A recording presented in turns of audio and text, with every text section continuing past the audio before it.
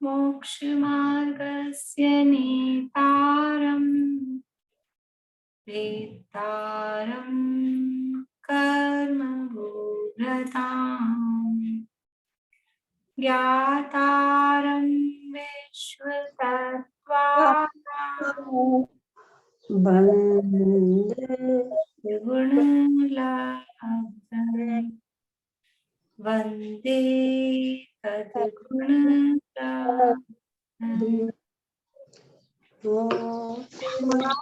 के नीताय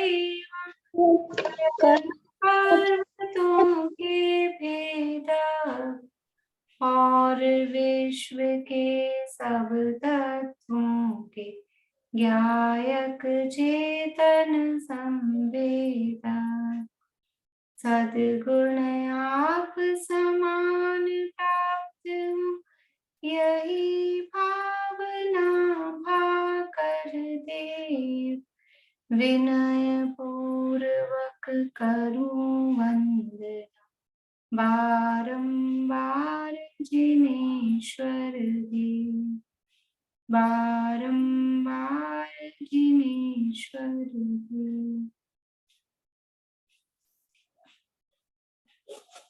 सूत्र सुनाना है किसी को?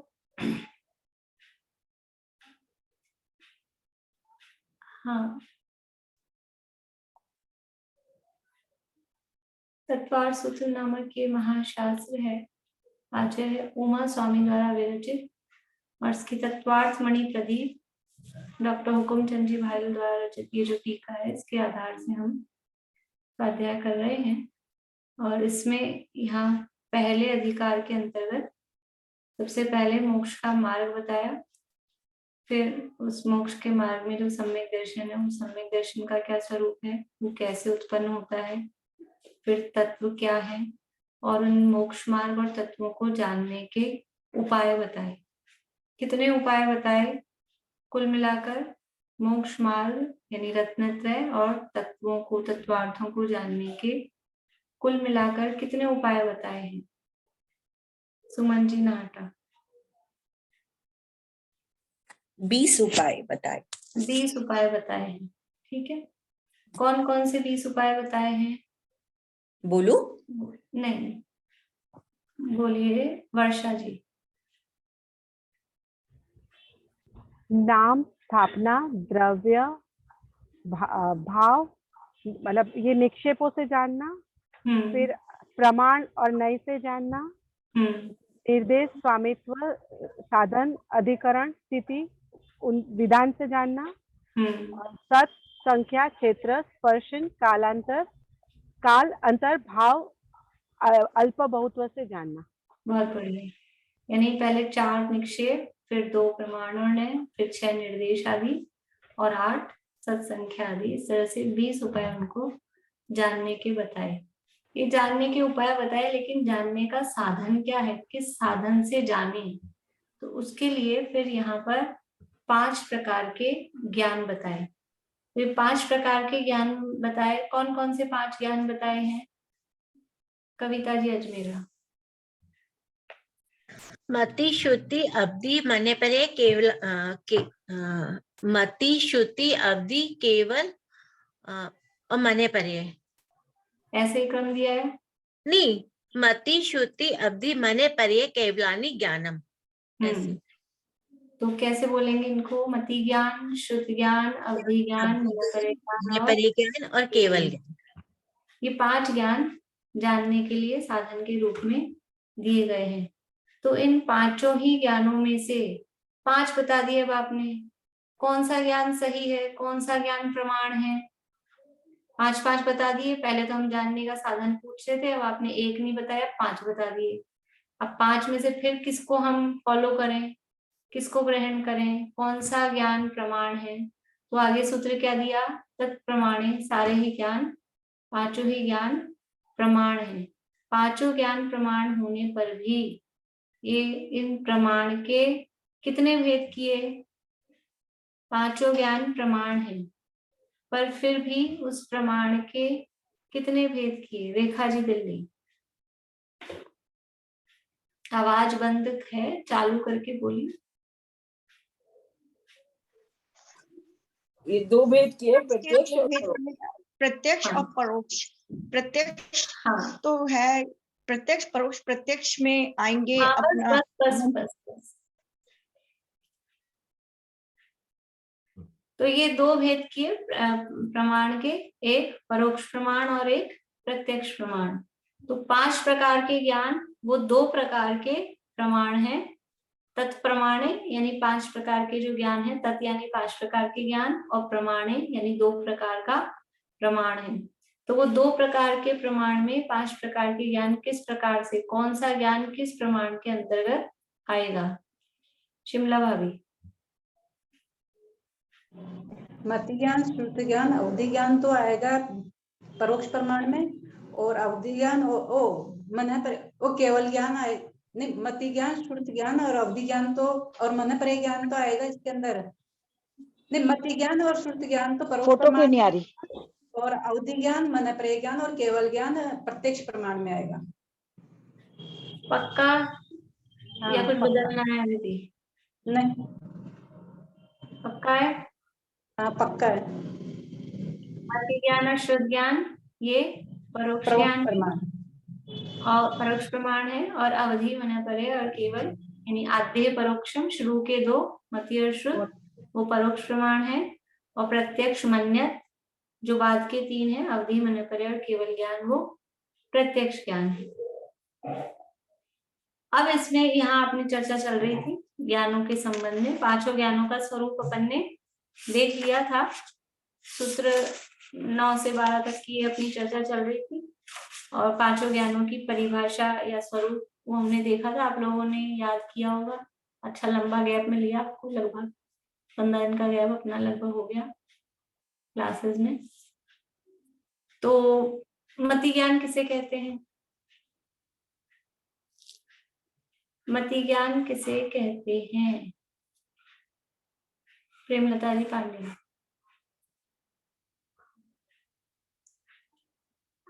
आवाज चालू करके बोला करिए, बंद आवाज में तो आवाज आएगी नहीं। इंद्रियों और मन की सहायता से होने वाले ज्ञान को मति ज्ञान कहते हैं।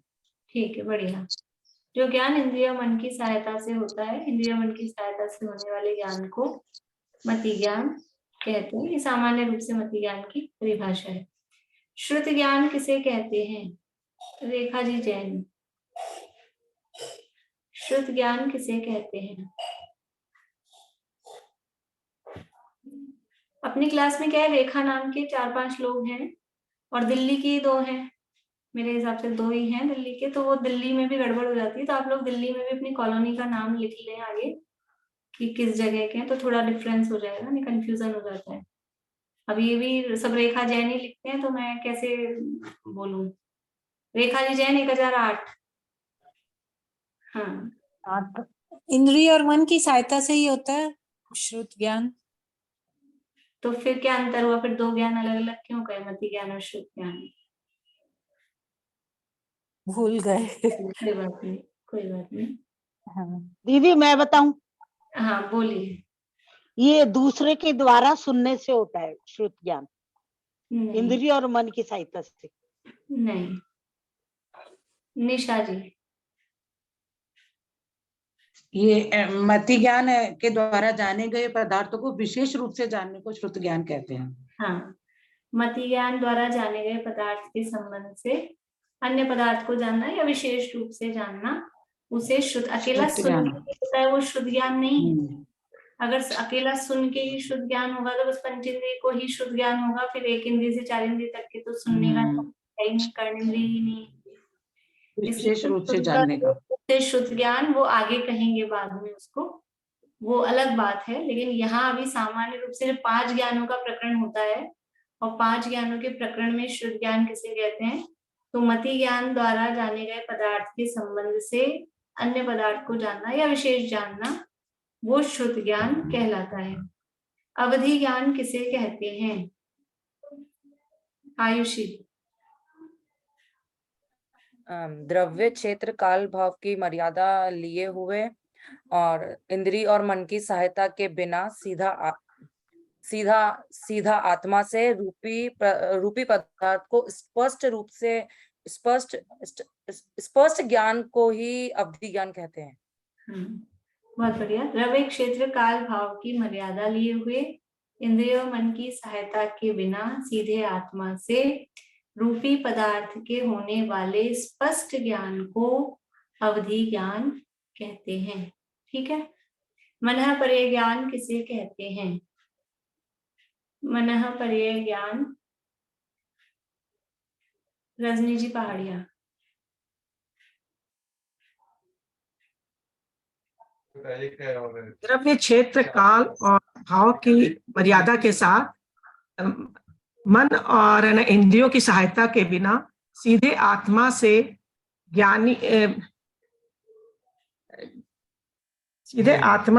ज्ञानी मुनिराजों को दूसरों के मन में विकल्प रूपी पदार्थों के ज्ञान को अवधि ज्ञान, मन पर्याय ज्ञान कहते हैं। बहुत बढ़िया, बहुत अच्छा।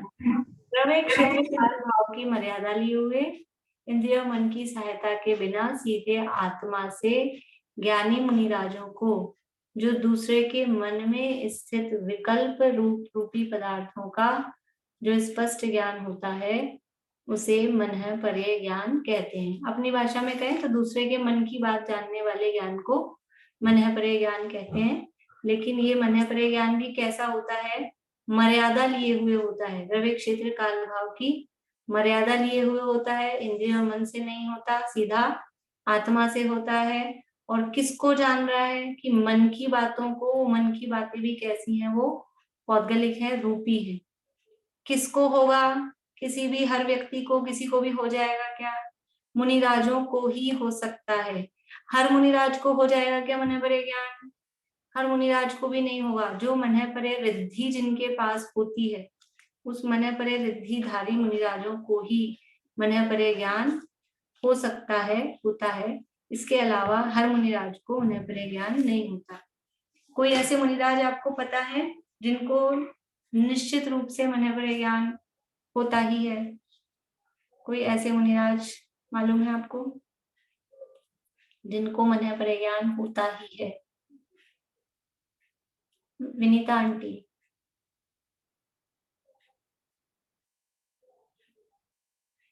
कहाँ गए? आवाज चालू करके बोलिए आंटी।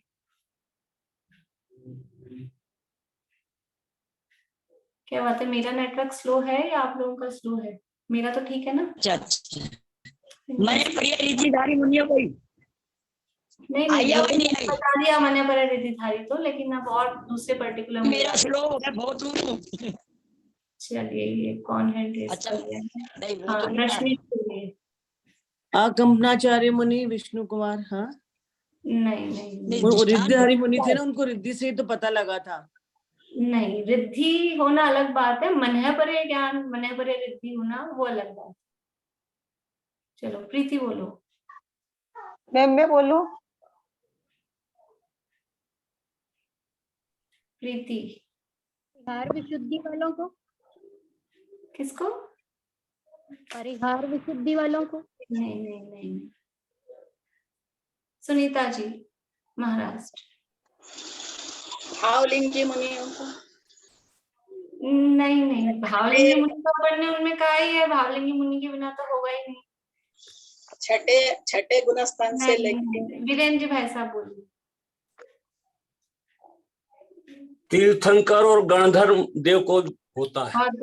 बहुत बढ़िया। जो भी तीर्थंकर होते हैं ना, तीर्थंकर मुनिराजों को और गणधर मुनिराजों को नियम से मनः पर्य ज्ञान होता ही है। तीर्थंकर जैसे ही दीक्षा लेते हैं, दीक्षा लेते ही 3 ज्ञान के धारी तो जन्म से ही होते हैं, पिछले भव से ही 3 ज्ञान के धारी होते हैं। स्वर्ग से आते हैं तो, नरक से आए तो 3 ज्ञान के धारी जन्म से होते हैं। दीक्षा लेते ही उनको मनः पर्य ज्ञान प्रकट हो जाता है। इसी तरह से गणधर देव, वो भी 4 ज्ञान के धारी होते हैं, उनको भी मति, श्रुत, अवधि और मनः पर्य ज्ञान, मतलब इनका तो नियम है। इसके अलावा अगर आप नाम पूछेंगे तो जो अपने यशोधर मुनिराज, जिनके गले में मरा हुआ सर्प डाला था राजा श्रेणी ने, उनको भी मनः पर्य ज्ञान था। जो वो कहानी पढ़ेंगे ना तो कहानी में आपको समझ में आएगा कि वो यशोधर मुनिराज का जब उपसर्ग दूर हुआ राजा श्रेणिक और चिन्ना रानी के द्वारा, तो राजा श्रेणिक को बहुत ग्लानि हुई, आत्मग्लानि हुई और उसको ऐसे लगा कि मैं मर जाऊं, आत्महत्या कर लूं। तो यशोधर मुनिराज उसके उस भावों को समझ गए क्योंकि उनको मन पर ज्ञान था। तो पुराणों के आधार पर उदाहरण पूछेंगे तो यशोधर मुनिराज का नाम आता है मुख्य रूप से, बाकी एक कॉमन रूप से जिनको होगा ही, तो जितने भी तीर्थंकर मुनिराज होते हैं, जितने भी गणधर मुनिराज होते हैं, सबको मनःपर्य ज्ञान मतलब 4 ज्ञान उनको होते ही हैं। ठीक है, इसके अलावा भी हो सकता है, इसके अलावा किसी को नहीं होगा ऐसा नहीं है, लेकिन इसके अलावा जिनको होगा वो सब भावलिंगी मुनिराज तो होंगे ही होंगे, लेकिन साथ में मनःपर्य रिद्धिधारी उनको मतलब मनःपर्य ज्ञान ये रिद्धि उनको होगी, तभी वो ज्ञान उनको प्रकट हो सकता है। बोलिए कविता। फिर वो देवते कौन से जो उन्होंने द्वारका नगरी जलाई थी उनको नहीं था मनःपर्य ज्ञान? नहीं नहीं, वो तो दीपायन मुनिराज थे। मनःपर्य ज्ञान जिनको होगा वो ऐसा काम नहीं करेंगे नगरी चलाने। बोलिए सुनीता। ये अवधि ज्ञान के बारे में भी पूछना था कि जैसा एक जीव देवगति से मनुष्य गति में जब जन्म लेता है तो अवधि ज्ञान से ये बात जानी जाती है, तो यहाँ जीव के संबंध से है या कर्म के संबंध से? जीव तो है, तो जीव इधर से इधर गया, तो जीव के बारे में इसका क्या रिलेशन? जीव के बारे में ये ज्ञान होता है क्योंकि वो जीव है, कर्मों से संबंधित ना। जीव शरीर सहित है, शरीर है पौद्गलिक, कर्म सहित है, कर्म भी है पौद्गलिक। तो अवधि ज्ञान क्योंकि रूपी पदार्थ को जानता है तो वो कर्मों को भी जानता है, शरीर के संबंध में भी जानता है। तो अवधि ज्ञान के संबंध में ऐसा दिया है तत्वार्थ सूत्र की टीकाओं में कि अवधि ज्ञान रूपी पदार्थों को जानता है, लेकिन पुद्गलों से आविद्ध, पुद्गलों से बद्ध जो जीव है, ये शरीर भी पुद्गल है, कर्म भी पुद्गल है, इससे जो बंधा हुआ जो जीव है, इससे संबंधित जो जीव है, उस जीव को भी वो जानता है। इसलिए वो जीव के बारे में जो जाना गया, तो वो क्योंकि कर्मों से संबंधित जीव है, इसलिए अवधि ज्ञान में उसके बारे में भी जाना जाता है। ठीक है, यही प्रश्न था ना आपका, कहाँ गए? ठीक है, चलिए, तो ये सब चर्चा अपनी हुई थी और केवल ज्ञान के बारे में अपनी चर्चा हुई थी। केवल ज्ञान किसे कहते हैं? बोलिए, केवल ज्ञान किसे कहते हैं ये और बताइए। बोलिए रश्मि जी। द्रव्य क्षेत्र काल भाव की मर्यादा के बिना, इंद्रिय मन की सहायता के बिना सीधे आत्मा से आलोक व समस्त द्रव्य गुण पर्याय को एक साथ स्पष्ट रूप से जो जानता हो वो केवल ज्ञान, उसे केवल ज्ञान कहते हैं। द्रव्य क्षेत्र काल भाव की मर्यादा बिना, ये बात उसमें भी है। इंद्रिय और मन की सहायता की आवश्यकता नहीं है, प्रत्यक्ष ज्ञान है, उसकी सहायता के बिना सीधे आत्मा से जो अलोक सहित लोकालोक के समस्त द्रव्य को, समस्त गुणों को, उनकी समस्त पर्यायों को एक साथ एक समय में, देखो अवधि ज्ञान और मनःपर्य ज्ञान में क्या था, वो केवल रूपी पदार्थ को जान रहा था, केवल ज्ञान समस्त पदार्थों को। अभी आगे इनके विषय वगैरह आएंगे, फिर आपको मैंने काम भी दिया था, कुछ होमवर्क दिया था क्या? कुछ होमवर्क का डिपार्टमेंट रेणु जी के पास में है, था क्या कुछ? नहीं, मैं बिजी थी, मेरे को ध्यान नहीं एकदम। अच्छा, सुनीता नहीं था कुछ? चलो कोई बात नहीं, अभी मैं भी भूल गई हूँ, अगर दिया भी हुआ तो कोई बात नहीं, मिलेगा लेकिन आगे होमवर्क। वो नाम निक्षेप और उसमें अंतर कब दिया था? वो तो हो गया था। पर्याप्त उसी के लिए क्या पूछने के लिए? क्या चीज? पर्याप्त है, पर्याप्त कौन होते हैं इसके लिए? ये तो कार्तिक अनपेक्षा में था, इसमें नहीं। तत्वार्थ सूत्र की बात चल रही है। नीलम भाभी बोलिए। केवल ज्ञान को आपने लगाने के लिए बोला था अपनी दिनचर्या में, केवल ज्ञान के बारे में सोचकर। अच्छा ठीक है, वो तो किसी ने नहीं किया होगा, कोई रिटर्न वर्क नहीं दिया था। ठीक है, कोई बात नहीं। अभी ये 5 ज्ञान, अभी अध्याय आगे तक चलेगा ना 5 ज्ञानों के विषय, तो आपको कंपैरिजन चार्ट बनाना है 5 ज्ञानों का। कि किसका विषय कितना है, किसका स्वरूप क्या है, कौन प्रत्यक्ष है, कौन परोक्ष है, ऐसे एक अंतर एक ही जगह अपने को सामने समझ में आएगा। बाद में करेंगे, अभी थोड़ा सा और पढ़ लें उसके बाद में। इस तरह से ये 5 ज्ञान संबंधी चर्चा अपनी हुई थी। थोड़ा सा इसमें पढ़ना बाकी था मेरे हिसाब से। ये पेज पढ़ लिया था क्या 41 नंबर का? ये बाकी है, बोलो प्रीति। हाँ भाभी, अतीन्द्रिय ज्ञान में यही आएंगे जो प्रत्यक्ष ज्ञान है, अतीन्द्रिय जो बोलते हैं। हाँ, जैसे मतलब आवाज आ रही है क्या? हाँ, अवधि ज्ञान, मनःपरक ज्ञान और केवल ज्ञान, तीनों अतीन्द्रिय, लेकिन फिर भी मुख्य रूप से केवल ज्ञान को ही, जहाँ अकेला अतीन्द्रिय ज्ञान, जैसे प्रवचन सार में जो प्रकरण आता है तो वहाँ केवल ज्ञान के संबंध में ही मुख्य रूप से वो कहा जाता है। और दूसरे वो अतीन्द्रिय ज्ञान आत्मानुभव के संबंध में आता है, तो वहां पे भी वो इंद्रियों के बिना होता है। तो उस समय जो शुद्ध ज्ञान में हो रहा है या मति ज्ञान में हो रहा है उसको भी अतीन्द्रिय बोलते हैं। पर अगर अपन प्रमाणों में देखेंगे अतीन्द्रिय कौन सा है, तो तीनों जो प्रत्यक्ष प्रमाण है वो अतीन्द्रिय।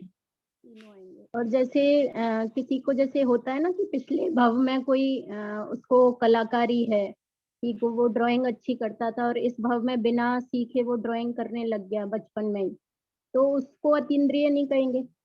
नहीं, वो तो पूर्व भव का मतलब एक संस्कार उसको कहते हैं कि वो पिछले भव से इस तरह का, वो यद्यपि एक पर्याय का दूसरी पर्याय से कोई संबंध नहीं होता है, फिर भी वो निश्चय से तो कोई संबंध नहीं है, पर निमित्त नैमित्तिक संबंध के आधार पर वो संस्कार की बात कही जाती है।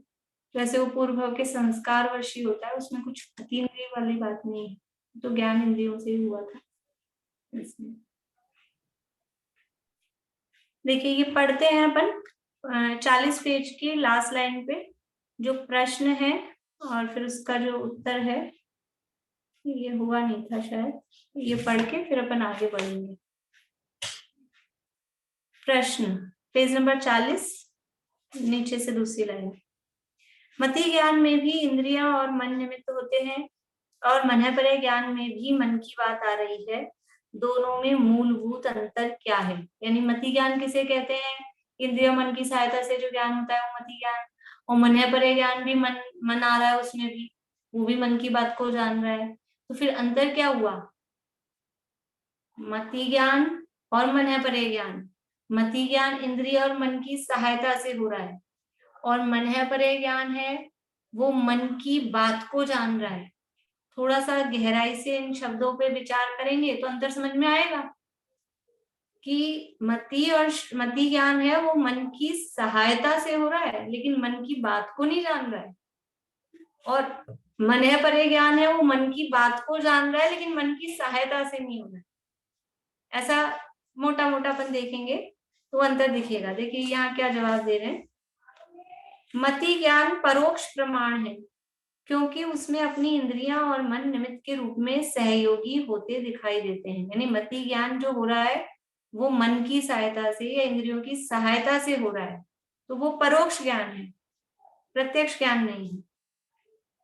पर मनःपरक ज्ञान तो प्रत्यक्ष प्रमाण है, उसे जानने के कार्य में इंद्रिय आदि रूप पर पदार्थों के सहयोग की रंच भी आवश्यकता नहीं है। मनःपरक ज्ञान तो प्रत्यक्ष प्रमाण है। मनःपरक ज्ञान मन की बात जान रहा है लेकिन मन की सहायता से नहीं जान रहा, उसको ना मन की आवश्यकता है ना आंख नाक कान इंद्रियों की आवश्यकता है। मति ज्ञान तो आंख नाक कान या मन के माध्यम से जानेगा, और मनःपरक ज्ञान उसे आंख नाक कान की या मन की आवश्यकता नहीं है, उसे जानने के कार्य में इंद्रिय आदि रूप पर पदार्थों के सहयोग की रंच भी आवश्यकता नहीं है। उसके संदर्भ में तो अपने नहीं अन्य जीव के मन में स्थित विकल्प ज्ञान का ज्ञेय बनते हैं, मात्र बात इतनी ही है। यानी मनःपरक ज्ञान में क्या है? मनःपरक ज्ञान में देखो, मति ज्ञान से तो अपन अपने मन की बात तो अपने को पता ही होती है, हमारे मन में क्या चल रहा है वो हम जानेंगे, लेकिन दूसरे के मन में क्या चल रहा है एक अनुमान से, अंदाज से उसके साथ रहते रहते अपने को आइडिया हो जाता है, वो एक बात अलग है। लेकिन एग्जैक्टली वो मन में क्या विचार कर रहा है वो मति ज्ञान से जानने में नहीं आता है, वो मनःपरक ज्ञान से जानने में आता है। तो मनःपरक ज्ञान से तो अपने नहीं अन्य जीव के मन में स्थित विकल्प वो ज्ञान का ज्ञेय बनते हैं। ज्ञान का ज्ञेय बनते हैं मतलब जानने में आते हैं। ज्ञान का ज्ञेय मतलब वो जानने में आ रहे हैं। मात्र बात इतनी ही है, मतलब वही अंतर है कि मति ज्ञान मन के माध्यम से जान रहा है, लेकिन दूसरे के मन की बात को नहीं जान रहा है। मन है परे ज्ञान मन के बिना जान रहा है, खुद का मन नहीं लग रहा उसमें जानने में, लेकिन दूसरे के मन की बात को वो जान रहा है। समझ में आया बात? अंतर समझ में आया? मति ज्ञान में भी मन का निमित्त दिख रहा है, मन परे ज्ञान में भी मन दिख रहा है, लेकिन दोनों जो मन लगे हुए दिख रहे हैं वो मन में अंतर है। एक मन के माध्यम से जान रहा है और दूसरे में मन का माध्यम नहीं है, मन की बात को जान रहा है बिना मन के माध्यम से। ठीक है, इस प्रकार उक्त 4 सूत्रों में मात्र इतना ही कहा गया है कि मति ज्ञान, शुद्ध ज्ञान, अवधि ज्ञान, मन परे ज्ञान और केवल ज्ञान, ये 5 ज्ञान सम्यक ज्ञान रूप हैं। ये पांचों ज्ञान सम्यक ज्ञान रूप होने से प्रमाण हैं। प्रमाण किसे कहा था? तो सम्यक ज्ञान को प्रमाण कहते हैं। ये प्रमाण की परिभाषा कही थी। और ये पांचों ज्ञान क्योंकि सम्यक ज्ञान है, मति, श्रुत, अवधि, मन परे और केवल, ये पांचों ज्ञान सम्यक हैं, सम्यक ज्ञान है, इसलिए पांचों ज्ञान प्रमाण है। यानी यहाँ ये जो बात चल रही है, ये मति, श्रुत आदि ये जो ज्ञान है, ये सम्यक ज्ञानों की बात चल रही है। ये ज्ञान मिथ्या भी होते हैं, वो आगे जाके कहेंगे लास्ट के सूत्रों में, लेकिन अभी तो ये सम्यक दर्शन के साथ में जो सम्यक ज्ञान होता है, उस सम्यक ज्ञान वाले प्रमाण की बात यहाँ पर चल रही है। प्रत्यक्ष और परोक्ष के रूप में प्रमाण 2 प्रकार का होता है। आदि के 2 ज्ञान, आदि यानी शुरू के 2 ज्ञान अर्थात मति और शुद्ध ज्ञान परोक्ष प्रमाण है, तथा अंत के 3 ज्ञान अवधि ज्ञान, मन परे ज्ञान और केवल ज्ञान प्रत्यक्ष प्रमाण है। परोक्ष और प्रत्यक्ष शब्द का अर्थ समझ में आता है आप लोगों को? परोक्ष का मतलब है इनडायरेक्ट, किसी की सहायता से हो रहा है, वो कहलाता है परोक्ष। और प्रत्यक्ष का मतलब है डायरेक्ट हो रहा है, दूसरे की किसी की सहायता की आवश्यकता नहीं है, वो कहलाता है प्रत्यक्ष। यद्यपि यहाँ तत्वार्थ सूत्र में मति ज्ञान व शुद्ध ज्ञान को परोक्ष प्रमाण ही कहा गया है, तथापि न्याय शास्त्र में एक साम व्यवहारिक प्रत्यक्ष होता है, जिसे इंद्रिय प्रत्यक्ष भी कहते हैं। इसी प्रकार अध्यात्म शास्त्र के अनुसार एक स्वानुभूति प्रत्यक्ष भी होता है। ये साम व्यवहारिक प्रत्यक्ष और स्वानुभूति प्रत्यक्ष मति शुद्ध ज्ञान वालों को ही होते हैं। देखो ये बात जब अपने को अच्छे से समझ में आ गई, यहाँ जो चर्चा चल रही है तत्वार्थ सूत्र में, ये सिद्धांत की अपेक्षा, ठीक है, इसे बोलते हैं सिद्धांत। तो सिद्धांत में प्रमाण के 2 भेद किए, परोक्ष प्रमाण और प्रत्यक्ष प्रमाण। प्रमाण के ये 2 ही भेद हैं सब जगह, लेकिन परोक्ष प्रमाण में किसको लिया? मति और श्रुत, इन 2 को लिया परोक्ष प्रमाण में, और अवधि, मन परे और केवल, इन 3 को लिया प्रत्यक्ष प्रमाण में। अब एक दूसरा समझ लो फैकल्टी है, एक दूसरा जिनवाणी का क्या कहेंगे फैकल्टी को, विभाग है, वो क्या है? न्याय विभाग, न्याय शास्त्र उसको कहते हैं। तो न्याय शास्त्र में यह है सिद्धांत और वो है न्याय। न्याय शास्त्र में प्रमाण के भेद किए, वहां भी 2 भेद किए, एक परोक्ष प्रमाण और एक प्रत्यक्ष प्रमाण। तो वहां इन 5 में से परोक्ष में किसको लिया और प्रत्यक्ष में किसको लिया? तो वहां परोक्ष में लिया अकेला शुद्ध ज्ञान को, और प्रत्यक्ष के किए 2 भेद, एक साम व्यवहारिक प्रत्यक्ष और एक पारमार्थिक प्रत्यक्ष। समझ लीजिए खाली ऐसे। न्याय शास्त्र में प्रमाण के 2 भेद किए, परोक्ष प्रमाण और प्रत्यक्ष प्रमाण। परोक्ष प्रमाण में लिया किसको? शुद्ध ज्ञान को। और प्रत्यक्ष प्रमाण के 2 भेद किए, एक साम व्यवहारिक प्रत्यक्ष और दूसरा पारमार्थिक प्रत्यक्ष। साम व्यवहारिक प्रत्यक्ष का क्या मतलब है? साम व्यवहारिक प्रत्यक्ष का मतलब है जो जिसको व्यवहार में प्रत्यक्ष कहा गया है, प्रत्यक्ष जैसा लग रहा है, एक्चुअल में प्रत्यक्ष नहीं है, लेकिन व्यवहार में जिसको प्रत्यक्ष कहते हैं वो कहलाता है साम व्यवहारिक प्रत्यक्ष। और पारमार्थिक प्रत्यक्ष मतलब जो वास्तव में प्रत्यक्ष है। प्रत्यक्ष की परिभाषा वही है। क्या परिभाषा है? कि इंद्रिय और मन की सहायता के बिना जो हो, वो प्रत्यक्ष। तो पारमार्थिक प्रत्यक्ष यानी वास्तव में जो इंद्रिय मन की सहायता के बिना हो रहा है वो तो पारमार्थिक प्रत्यक्ष है। और सामव्यावहारिक प्रत्यक्ष कि वो इंद्रिय मन की सहायता के बिना तो नहीं हो रहा, लेकिन दुनिया में उसको प्रत्यक्ष कहा जाता है, इसलिए लोक व्यवहार के हिसाब से उसको सामव्यावहारिक व्यवहार में प्रत्यक्ष कहा जाता है।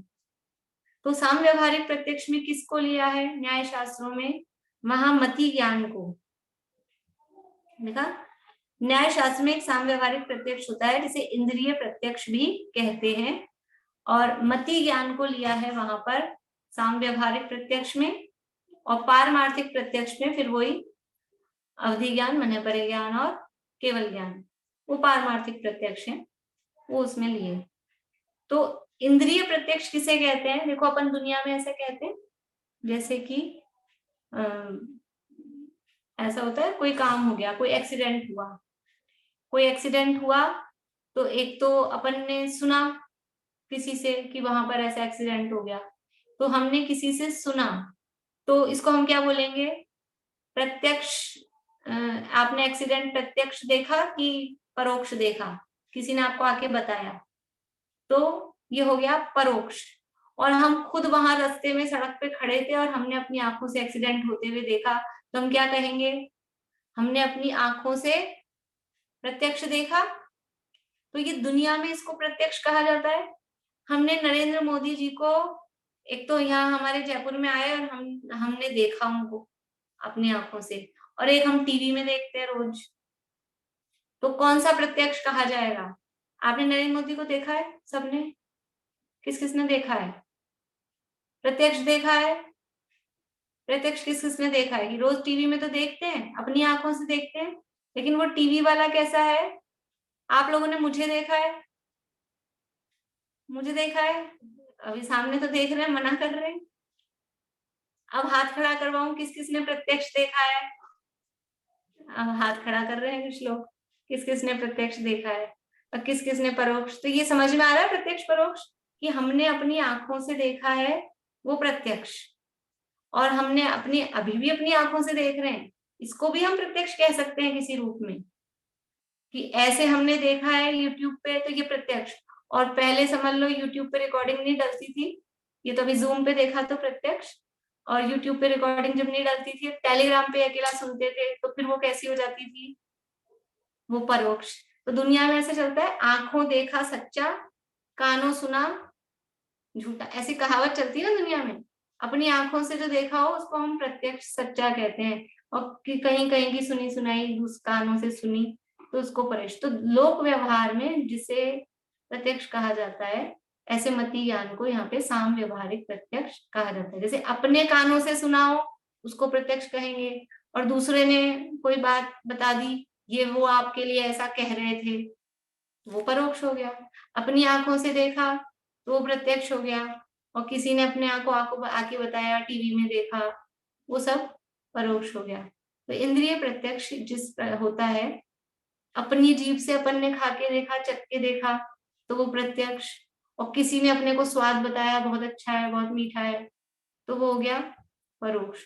ऐसा अपनी इंद्रियों के माध्यम से जो भी ज्ञान होता है, तो दुनिया में उसको प्रत्यक्ष कहते हैं, उसे साम व्यवहारिक प्रत्यक्ष, उस मति ज्ञान को ही यहाँ प्रत्यक्ष न्याय शास्त्रों में कहा है। बोलिए रेणु जी। मैम मेरा दो क्वेश्चन है। एक तो मतलब इसकी ये डेफिनेशन हो इस तरह कर सकते हैं क्या कि स्वयं के द्वारा जो देखा या अनुभव किया हुआ हो वो तो हो गया प्रत्यक्ष साम व्यवहारिक, और जो दूसरों के द्वारा बताया गया अपनी इंद्रियों के द्वारा, अपनी इंद्रियों के द्वारा जो अपने इंद्रियों के द्वारा ही बोल रही हूँ। और एक में बोलूंगी जैसे दूसरे धर्मों में भी इस ज्ञान को प्रत्यक्ष ज्ञान कहा जाता है, जो स्वयं के द्वारा इंद्रियों के द्वारा देखा गया है। इस तरह भी शायद कुछ है क्या? हाँ, तो ये जो न्याय शास्त्रों में चलता है ना, न्याय शास्त्रों में वो अन्य मतों के आधार पे, तो अन्य मत वाले भी इसको प्रत्यक्ष मानते हैं। दुनिया में इसी को प्रत्यक्ष, कोर्ट कचहरी में जाएंगे तो किसकी गवाही कि ये चश्मदीद गवाह है?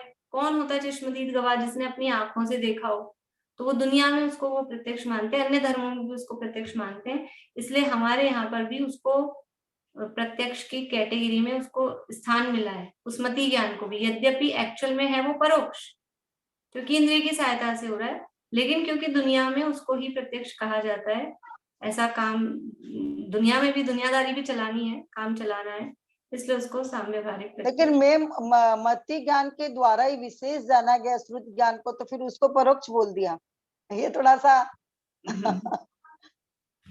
क्योंकि समझ में नहीं आई। डायरेक्टली इंद्रिय मन की सहायता से जो ज्ञान हो रहा है ना, वो मति ज्ञान है।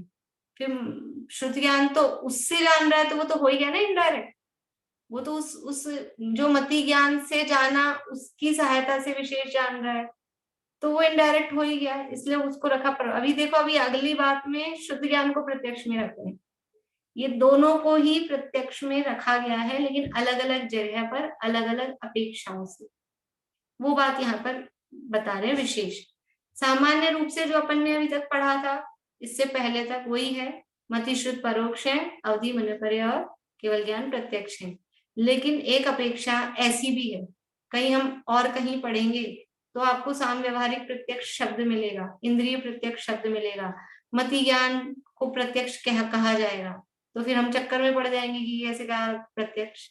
तो ये भी एक अपेक्षा है। न्याय शास्त्र में मति ज्ञान, इंद्रियों से होने वाले ज्ञान को भी प्रत्यक्ष ज्ञान कह दिया जाता है, कहा जाता है। ये समझ में आ गया? मति ज्ञान को प्रत्यक्ष किस अपेक्षा से कहा गया? कि इंद्रिय प्रत्यक्ष की अपेक्षा से, लोक व्यवहार की अपेक्षा से, या न्याय शास्त्रों की अपेक्षा से मति ज्ञान को भी प्रत्यक्ष कहा जाता है।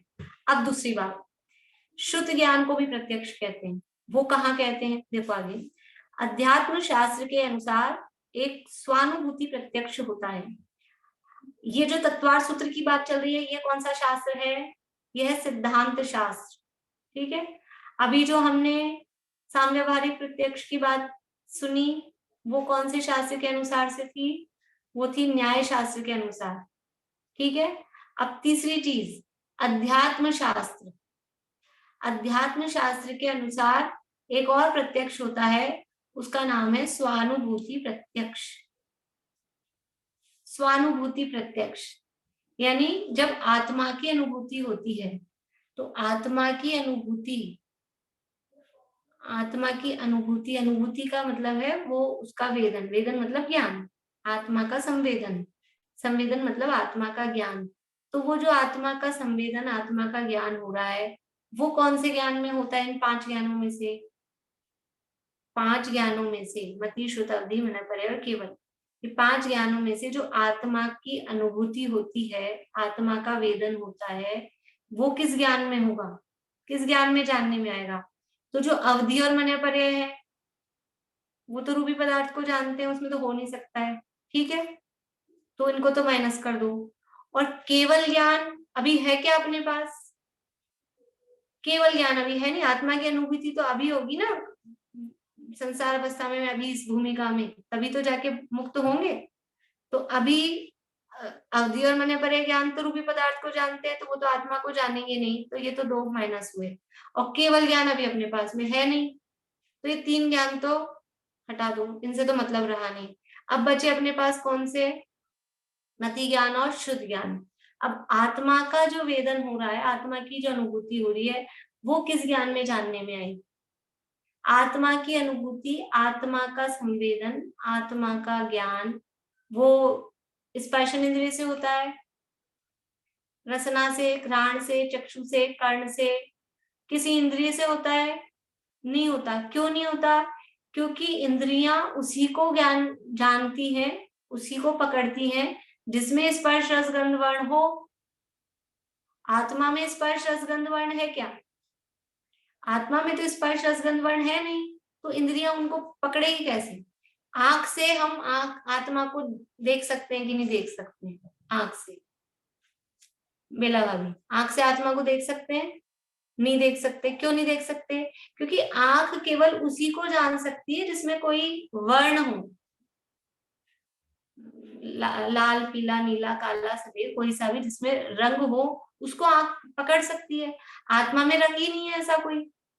तो जीभ से चख सकते हैं, आत्मा का स्वाद आया, आत्मा का अनुभव, जीभ से चख सकते हैं कि जीभ तो खट्टा, मीठा, कड़वा, कषायला, चरपरा, इनको ही जान सकती है। आत्मा में ऐसा रस नहीं है।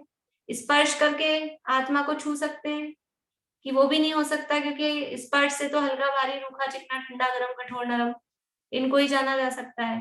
तो आत्मा ऐसे हल्का भारी रूखा चिकना ठंडा गरम कठोर नरम नहीं, ना कानों से सुना जा सकता है क्योंकि आत्मा में शब्द नहीं है, ना उसमें सुगंध दुर्गंध है। तो आत्मा को इंद्रियों से नहीं जाना जा सकता है, ठीक है। तो मति ज्ञान से आत्मा को नहीं जाना जा रहा, तो फिर किस ज्ञान में आत्मा जानने में आता है? अनुभव तो होता है आत्मा का। तो ये मति ज्ञान से जो जाना, उस मति ज्ञान से जाने हुए पदार्थ के संबंध से विशेष जानना, तो वो जिस समय आत्मा का अनुभव होता है वो उस समय वो श्रुत ज्ञान में आत्मा का अनुभव होता है। और वो श्रुत ज्ञान उस समय इंद्रिय और मन की सहायता के बिना काम करता है। यद्यपि मति ज्ञान से जाने हुए पदार्थ के संबंध में विशेष जान रहा है, तो मति ज्ञान ने इंद्रिय मन से जाना था, लेकिन अभी ये जो शुद्ध ज्ञान काम कर रहा है इसमें इंद्रिय और मन की सहायता नहीं होती है, इसलिए उसका नाम भी यहाँ पे प्रत्यक्ष नाम दिया है उसको, स्वानुभूति प्रत्यक्ष। वो जो आत्मा का वेदन होता है, आत्मा का संवेदन होता है, वेदन संवेदन मतलब उसका जो अनुभव, उसका जो ज्ञान, वेदन मतलब ज्ञान, तो वो जो आत्मा का ज्ञान होता है उसमें कोई इंद्रिय और मन की सहायता नहीं होती, उसको बोलते हैं स्वानुभूति प्रत्यक्ष। तो अध्यात्म शास्त्रों में एक स्वानुभूति प्रत्यक्ष नाम का प्रत्यक्ष कहा गया है, न्याय शास्त्रों में एक साम व्यवहारिक प्रत्यक्ष नाम का प्रत्यक्ष कहा है, और सिद्धांत शास्त्र में सामान्य रूप से जो प्रत्यक्ष और परोक्ष कहे हैं वो प्रत्यक्ष और परोक्ष कहे हैं। देखो स्वानुभूति प्रत्यक्ष के लिए ऐसा उदाहरण कहा जाता है, जैसे आत्मा का हमको वेदन हुआ, तो एक अंधा व्यक्ति है, ठीक है, जन्म से अंधा है, जन्म से, तो उसने कभी मिश्री देखी नहीं आंख से, क्योंकि जन्म से ही अंधा है, तो आंख से कभी देखी नहीं, लेकिन उसको मुंह में मिश्री खिलाई गई, तो अब उसको जो मिश्री का वेदन है वो प्रत्यक्ष है कि परोक्ष है? उसने जो मिश्री खाई और उसको जो मिठास आई, वो उसका मिठास का वेदन वो प्रत्यक्ष है कि परोक्ष है? अभी ये मत लगाना नियम कानून, उदाहरण समझना, लोक व्यवहार का उदाहरण है ना। अंधे व्यक्ति ने, जन्म से अंधे व्यक्ति ने जो मिश्री खाई है उसको मिश्री प्रत्यक्ष है कि परोक्ष है? क्या जवाब देंगे दीपिका जी? प्रत्यक्ष है। प्रत्यक्ष है, प्रत्यक्ष है, लेकिन देखो अपन जैनी होते ना, जैनी स्यादवादी होते हैं, है ना, तो उसको हम प्रत्यक्ष भी कह सकते हैं, उसको हम परोक्ष भी कह सकते हैं। आपका जवाब सही है, प्रत्यक्ष है, क्योंकि उसमें आपकी अपेक्षा है। क्यों है प्रत्यक्ष? इंद्रिय की सहायता से हो रहा है ना, टेस्ट किया जीभ से। हाँ, उसने वो रसना इंद्रिय, वो जो स्वाद आया है ना, वो स्वाद उसको खुद को आया है, वो बता सकता है, वो कह सकता है कि नहीं मुझे, मैं जानता हूँ, मान लो कोई उसको मिश्री के नाम पे नमक खिला दे, वो समझ सकता है कि नहीं ये नहीं है, मैं जानता हूँ, मैंने वो प्रत्यक्ष खा के देखी हुई है, मिश्री तो मीठी होती है, तो ये उसको प्रत्यक्ष है। लेकिन ये क्या है? ये उसकी अनुभूति, इसको कहेंगे स्वानुभूति प्रत्यक्ष है। लेकिन जो दुनिया में कहा जाता है प्रत्यक्ष किसे है? आंखों देखी सच्ची, तो दुनिया में आंखों से देखे को प्रत्यक्ष कहा जाता है, तो उस अपेक्षा से मिश्री उसके परोक्ष है, क्योंकि आंख से उसको मिश्री नहीं दिखती है। दुनियादारी में ऐसे ही कहा जाता है ना, आंख से नहीं दिखा तो वो परोक्ष है, तो उसको मिश्री किसी अपेक्षा से परोक्ष भी है, किसी अपेक्षा से प्रत्यक्ष भी है। साम व्यवहारिक प्रत्यक्ष की अपेक्षा से कहेंगे, दुनियादारी लोक व्यवहार की अपेक्षा से, आंखों की अपेक्षा से कहेंगे तो उसको मिश्री परोक्ष है, लेकिन जीभ की अपेक्षा से कहेंगे तो उसको मिश्री प्रत्यक्ष है। ऐसे ही जब आत्मा का वेदन होता है, आत्मा का अनुभव होता है, तो वो जो अनुभव आया है ना, वो जो फीलिंग, वो फीलिंग खुद को आई है, इस अपेक्षा से है वो प्रत्यक्ष, उसे कहेंगे स्वानुभूति प्रत्यक्ष। लेकिन जैसे अंधे आदमी को मिश्री दिखती नहीं है ना, कैसी है, सफेद है, काली है, गोरी है, कैसी है, वो दिखती नहीं है। ऐसे ही जब अभी गृहस्थ दशा में आत्मा का अनुभव हुआ, तो ऐसा आत्मा के प्रदेश आंखों से तो खैर दिखने का काम ही नहीं है, क्योंकि आत्मा अमूर्तिक है, लेकिन वो ज्ञान में भी ऐसे दिखते नहीं, केवल वो फीलिंग में आते हैं, अनुभूति में वो आत्मा का आनंद का वेदन होता है।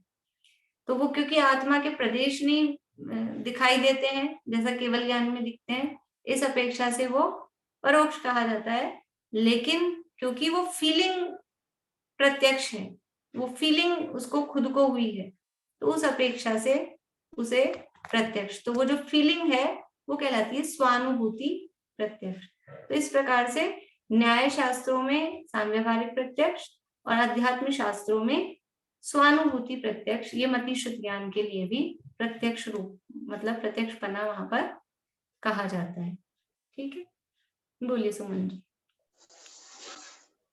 इसका मतलब जब सम्यक दर्शन होता है तो उसका जो वेदन है वो प्रत्यक्ष ज्ञान, ऐसा बोल रहे हैं शुद्ध ज्ञान में। वो जो वेदन है ना, वो वेदन प्रत्यक्ष है लेकिन परोक्ष ज्ञान नहीं। ज्ञान तो परोक्ष है, वो शुद्ध ज्ञान, लेकिन वो अनुभूति की तरफ से प्रत्यक्ष है। इसी को टोडरमल जी साहब ने रहस्यपूर्ण चिट्ठी में उसको परोक्ष भी कहा है, वो अपेक्षाकृत कथन है। अभी यहाँ पर क्योंकि अपनी प्रकरण है स्वानुभूति प्रत्यक्ष का, इसलिए हम इसको प्रत्यक्ष सिद्ध कर रहे हैं, और फिर जब प्रकरण बदलेगा, दूसरी अपेक्षा आएगी, तो हम उसको परोक्ष भी कहेंगे, क्योंकि वो तो इसकी टाइम लिमिट रहती है क्या? टाइम लिमिट रहती है क्या कुछ प्रत्यक्ष बने की टाइम लिमिट? हाँ, वो जब तक अनुभूति है, वो जितनी देर आत्मा की अनुभूति है ना, शुद्धोपयोग का काल है, बस उतनी देर प्रत्यक्ष है। या बाद में भी कह सकते हैं, वो जो सम्यक दर्शन बना हुआ है तो वो फीलिंग उसको फीलिंग में रहती है, बस वो अनुभव उसका प्रत्यक्ष है। टाइम लिमिट तो जो सम्यक दर्शन की लिमिटेशन है वो लिमिट रहेगी। एक अंतर्मुहूर्त वगैरह ऐसा है? देखो, अगर केवल अपन शुद्धोपयोग की तरफ से लेंगे तो वो तो क्षणिक है, अंतर्मुहूर्त सामान्य रूप से उसको कहेंगे। लेकिन अगर सम्यक दर्शन को ही अपन प्रत्यक्ष, वो सम्यक दर्शन का जो काल चल रहा है वो अनुभूति, जैसे ऐसा होता है ना, अपन कहीं जाकर आए, समझ लो हम कहीं घूम के आए हैं अच्छी जगह और अपने को बहुत अच्छा लगा, आनंद आया, है ना, तो अब घूम के तो वापस आ गए अपने घर, लेकिन वो फीलिंग रहती है कि नहीं? वो फीलिंग रहती है ना, ऐसी स्थिति है वहां पे। वो शुद्धोपयोग के काल से बाहर आया, लेकिन वो फीलिंग, वो जो आनंद आया था, वो फीलिंग बनी रहती है अपने को लंबे समय तक, कि हम ऐसा घूम के आए थे, ऐसे अच्छी जगह, या कुछ खाया हो, कहीं घूम के आए हो, जो भी चीज हो, तो ऐसी वो फीलिंग बनी रहती है। तो वो उसको वो फीलिंग अभी प्रत्यक्ष ही है, उसको दोनों तरह से कह सकते हैं, क्योंकि वो वापस आ गया है इस अपेक्षा से तो परोक्ष है, लेकिन क्योंकि खुद ने अनुभव किया था वहां जाके घूमने का, देखने का, तो वो फीलिंग उस अपेक्षा से प्रत्यक्ष भी कही जा सकती है। बोलिए सुमन जी। हाँ, जो श्रुत ज्ञान को जब प्रत्यक्ष ज्ञान की तरह कह रहे हैं अध्यात्म शास्त्र में, तो वहां इंद्रियों की आवश्यकता तो नहीं है, मन की आवश्यकता है, मन का रोल है। मन का रोल प्रारंभिक, मतलब उससे पहले जब वो अनुभव होता है ना, उससे पहले तक मन का रोल रहता है, और जब वो मन भी साइलेंट हो जाता है तब वो अनुभव होता है एक्चुअल में। अच्छा, तो उससे पहले तक मन का रोल है, लेकिन अनुभव के काल में मन का रोल नहीं है। ठीक। दीपिका जी। स्वानुभूति प्रत्यक्ष में केवल शुद्ध ज्ञान आएगा या मति ज्ञान भी आएगा? देखो, वो अनुभूति है, वो शुद्ध ज्ञान में कही जाती है, तो कहीं कहीं मति ज्ञान भी कहते हैं, पर क्योंकि वो शुद्ध ज्ञान मति पूर्वक होता है, दोनों को भी ले सकते हैं, नहीं तो अकेले शुद्ध ज्ञान को ही लेते हैं। मति ज्ञान तो अपेक्षाकृत कथन मिलता है शास्त्रों में, दोनों तरह का। यहाँ पर सेंटेंस है ये व्यावहारिक प्रत्यक्ष और स्वानुभूति प्रत्यक्ष मति शुद्ध ज्ञान वालों को ही होते हैं, इसलिए मति शुद्ध ज्ञान वालों को ही होते हैं, मतलब कि जिनको अवधि ज्ञान, मनोपरि ज्ञान और केवल ज्ञान नहीं है, उनको होते हैं। दोनों ज्ञान क्योंकि एक साथ ही होते हैं, संसारिक जीव एक साथ, मतलब दोनों का लब्धि रूप में वो एक साथ है, इसलिए सामान्य कथन किया है। लेकिन सामव्यवहारिक प्रत्यक्ष तो अकेले मति ज्ञान को ही कहा जाता है, और इसी तरह से स्वानुभूति प्रत्यक्ष है, मुख्य रूप से वो शुद्ध ज्ञान को ही कहा जाता है। रजनी जी। आपने एक और बताया था, पारमार्थिक प्रत्यक्ष। हाँ, वो प्रत्यक्ष के दो भेद, न्याय शास्त्रों में प्रत्यक्ष के दो भेद हैं, एक सामव्यवहारिक प्रत्यक्ष और एक पारमार्थिक प्रत्यक्ष। तो पारमार्थिक प्रत्यक्ष मतलब जिसको अपन सामान्य रूप से प्रत्यक्ष कहते हैं ना, अवधि ज्ञान, मनोपरि ज्ञान और केवल ज्ञान, वो पारमार्थिक। पारमार्थिक का मतलब है रियल में, वास्तव में, परमार्थ से जो प्रत्यक्ष है। रेणु जी। मैम इसको भी लोक व्यवहार में यूज किया जा सकता है क्या? स्वानुभूति प्रत्यक्ष नहीं, ये स्वानुभूति, ये अध्यात्म है, क्योंकि वो जो आत्मा के, उसका नाम ही स्वानुभूति है ना, आत्मा की, स्व यानी मैं, आत्मा, आत्मा की जो अनुभूति हो रही है वो प्रत्यक्ष है। बाकी जो इंद्रियों की, जैसे अपन ने घूमने फिरने वाली बात की, तो वो तो इंद्रिय प्रत्यक्ष ही है, वो साम्यवहारिक प्रत्यक्ष है। और जो आत्मा अमूर्तिक है, उसकी जो अनुभूति हुई, उसकी जो फीलिंग है, वो स्वानुभूति प्रत्यक्ष में है। थोड़ा सा मैम डिफिकल्ट है। डिफिकल्ट थोड़ी बात अलग, देखो जहाँ आत्मा की बात आने, मतलब जहाँ अनुभव की बात आई है ना, तो वो डिफिकल्ट लगता है। लेकिन ये बात ही यहाँ ऐसा होता है ना, थोड़ा थोड़ा सा बीच बीच में आ जानी चाहिए। अपन असली प्रयोजन क्या है, ये सारा प्रत्यक्ष परोक्ष पढ़ने का प्रयोजन वही ज्ञान बढ़ाना नहीं है, ये आत्मा की अनुभूति हमको कैसे, किसी को लगे आत्मा अनुभव में तो आएगा ही नहीं, उसकी प्रत्यक्ष फीलिंग ही नहीं होगी, तो कोई सोचे क्या फायदा है, कि नहीं, वो प्रत्यक्ष जानने में आता है। ये जो अनुभूति हो रही है ना, ये होगी, ये होती है, वास्तव में होती है। जैसे कल किसी का प्रश्न था ना, हमको कैसे पता लगेगा, सम्यक दर्शन हो जाएगा, कि ये आपको स्वानुभूति प्रत्यक्ष होगी, आपको फीलिंग में आएगी।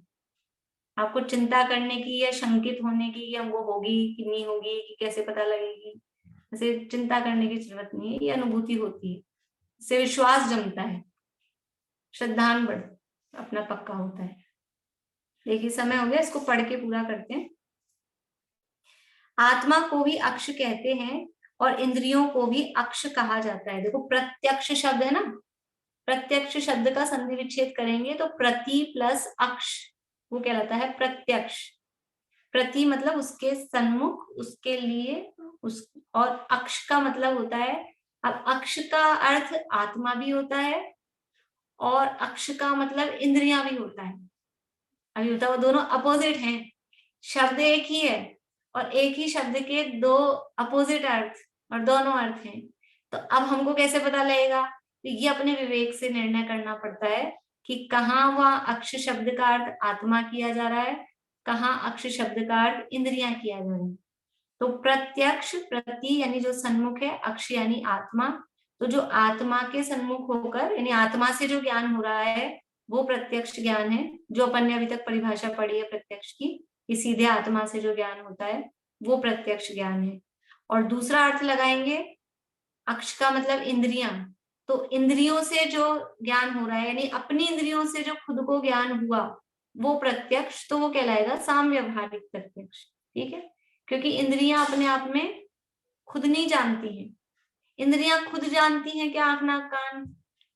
इंद्रियां खुद नहीं जानती है, जानने वाला तो एक्चुअल में अंदर आत्मा ही है। ज्ञान नहीं हो, जीव नहीं हो, तो इंद्रियां क्या जानेंगी? तो पुतले में भी होती है ना आंख नाक कान, तो वो जानते हैं क्या? मुर्दे में भी होते हैं। इसलिए जानने वाला तो आत्मा ही है, पर वो फिर भी अब इंद्रियों के माध्यम से हमने खुद ने जाना, तो वहां अक्ष का अर्थ इंद्रियां करके उसको साम्यवादी प्रत्यक्ष भी कहा जाता है। देखो, आत्मा को भी अक्ष कहते हैं और इंद्रियों को भी अक्ष कहा जाता है। जो ज्ञान इंद्रिय आलोक, आलोक यानी प्रकाश, लाइट आदि के सहयोग निमित्त के बिना सीधा अक्ष से यानी आत्मा से जानता है, उसे निश्चय से प्रत्यक्ष कहते हैं। और जो ज्ञान इंद्रियों यानी आत्मा के सहयोग निमित्त से जानता है, जो ज्ञान इंद्रियों यानी अक्ष के सहयोग यानी निमित्त से जानता है, उसे भी व्यवहार से प्रत्यक्ष कहते हैं, साम्यवहारिक प्रत्यक्ष कहते हैं, इंद्रिय प्रत्यक्ष कहते हैं। ये परिभाषा यहाँ दे दी है। ठीक है, जो इंद्रियों की सहायता से ज्ञान हुआ उसे भी लोक व्यवहार में प्रत्यक्ष कहते हैं, उसको साम्यवहारिक प्रत्यक्ष कहा जाता है। इसी प्रकार जब मतिशुद्ध परोक्ष ज्ञान इंद्रिय और आलोक आदि निमित्त के बिना निर्विकल्प होकर अपने आत्मा को जानते हैं, उसे निज रूप जानते मानते हैं, तब उसे स्वानुभव प्रत्यक्ष कहते हैं। यह दोनों नाम लिए मतिशुद्ध, क्योंकि वो शुद्ध ज्ञान है, वो मति ज्ञान पूर्वक ही होता है, इसलिए दोनों ज्ञान लिए हैं। तो दोनों को लगा लेना आप, दोनों तरह से वो शास्त्रों में चर्चा मिलती है। तो इस प्रकार से ये जो इंद्रिय और मन के निमित्त के बिना जो निर्विकल्प होकर केवल आत्मा को जान रहा है, उसे निज रूप जानता मानता है, तब उसे स्वानुभव प्रत्यक्ष या स्वानुभूति प्रत्यक्ष कहते हैं। इस प्रकार प्रत्यक्ष प्रमाण और परोक्ष प्रमाण की सामान्य चर्चा हुई।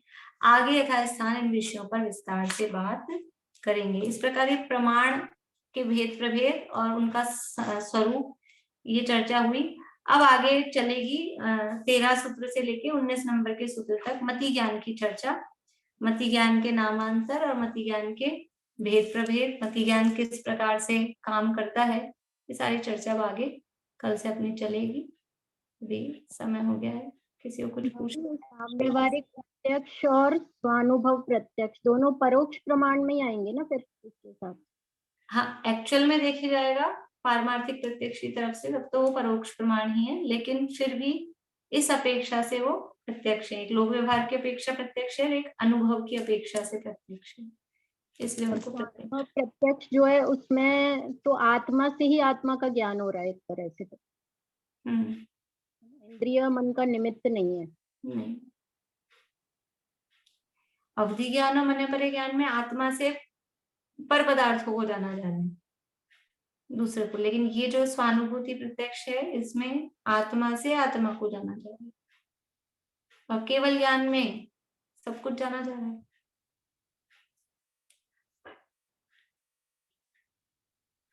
जिनवाणी स्तुति नीलम भाभी बोल पाएंगे? आज नहीं, कल बोल दूंगी, ये सो रहा मेरी गोदी में। ठीक है, चलिए अभी कौन बोल रहे हैं जिनवाणी स्तुति? मैं बोलूं दीदी? बोलिए। सांची तो गंगा यह भी तेरा गवानी, अविच्छिन्न धारा निज धर्म की कहानी, जामी अति ही विमल अगाध ज्ञान पानी, जहाँ नहीं संशयादि पंख की निशानी, सांची तो गंगा यह भी तेरा गवानी।